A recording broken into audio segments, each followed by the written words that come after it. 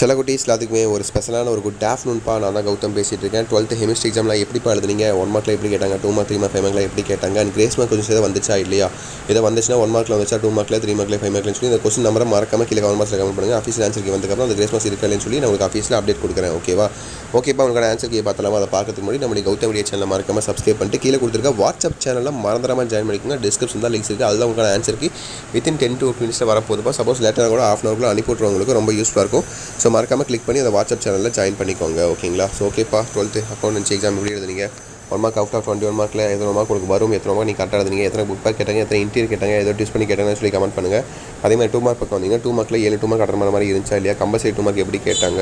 Attend பண்ண மாதிரி இருந்துச்சா இல்லையான்னு சொல்லி கமெண்ட் பண்ணுங்கள். அதே மாதிரி 3 மார்க்கில் எப்படி எழுதுனீங்கப்பா? ஸோ ஃபுல்லாக சம்ஸு உங்களுக்கு வந்து அக்கௌண்டன்சி ஃபுல்லாக சம்ஸ்னால கம்பல்சரி வந்து உங்களுக்கு தியரி மாதிரி கேட்பாங்க. ஓகேவா? ஸோ ஜேர்னல் என்ன, லெஜர்னா என்ன, ஸோ இந்த மாதிரி கேட்பாங்க. ஓகேங்களா? ஸோ சப்ஸ்டரி புக்ஸ் அந்த மாதிரிலாம் உங்களுக்கு தியரி கேட்பாங்க. ஓகேவா? அதை எப்படி எழுதுனீங்க? ஈஸியாக இருந்துச்சு டஃபாக சொல்லி கமெண்ட் பண்ணுங்கள். 3 மார்க் கம்பல்சரி எப்படி கேட்டாங்க? 2 மார்க் கம்பல்சரி எப்படி கேட்டாங்க?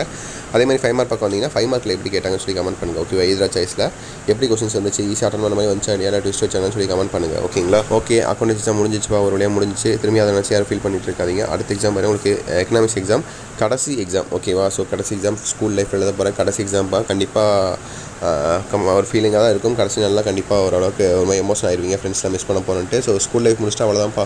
காலேஜ் போயிட்டால் காலேஜ் ஃபஸ்ட் இயர் செகண்ட் இயர்லேயே ரெஸ்பான்சிபிலிட்டிஸ்லாம் வந்துடும். அதுக்கப்புறம் ஃபுல்லாக வேலை கடமைன்னு சொல்லி பசங்களோட லைஃபே ஒரு மாதிரி அப்படியே ஃபுல்லாக டோட்டலாக கொலாப்ஸ் சேஞ்ச் ஆயிடும். ஓகேங்களா? ஸோ பார்த்துக்கோங்க, ஜாலியாக என்ஜாய் பண்ணுங்கள். ஸோ இதனால் திரும்பி வராது. கடைசி நேரமாக எக்ஸாம் முடிச்சுட்டு ஜாலியாக என்ஜாய் பண்ணுங்கள். ஃப்ரெண்ட்ஸோட வெளியே போங்க. திரும்பி நீங்கள் போகணுன்னு நினச்சா கூட, மீட் பண்ணணும்னு நினச்சா கூட திரும்பி மீட் பண்ண முடியாது. ஆளாளுக்கு ஒவ்வொரு பக்கம் ஒவ்வொரு ஊரில் போய் காலேஜ் சேர்ந்துருவீங்க. ஸோ சாட்டர்டே சண்டே எப்போ வரும், எப்போ மீட் பண்ணணும்னு நினச்சிட்டு இருப்பீங்க. ஒரு வாரம் வருவீங்க, 2 வாரம் வருவீங்க, அப்புறம் 1 வருஷம் வருவீங்க. அவ்வளோதான். அதுக்கப்புறம் பார்த்தீங்கன்னா ஃப்ரெண்ட்ஸ் யாரும் மீட் பண்ண முடியாது. ஸோ லைஃப் என்ஜாய் பண்ணுங்கள். ஓகேங்களா? ஏன்னா 1 வருஷம் தான், அதுக்கப்புறம் லைஃபே மாறிடும். ஸோ நான் அனுபவத்தில் சொல்கிறேன். ஸோ கேட்டுக்கோங்க. ஓகேவா? So economics எக்ஸாம்ப்பா.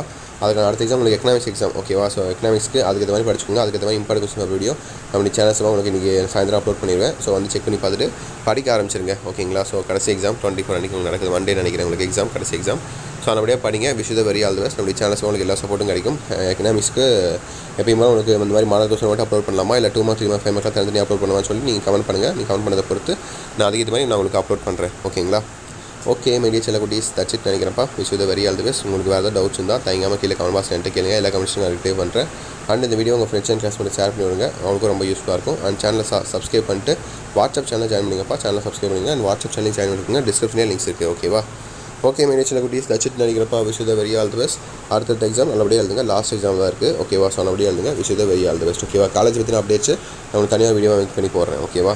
ஓகே மீடியா சில குட்டீஸ் தட்ஸ் இட் நினைக்கிறப்பா. வீடியோ தான் பண்ணிக்கலாம். Bye students. பாய்.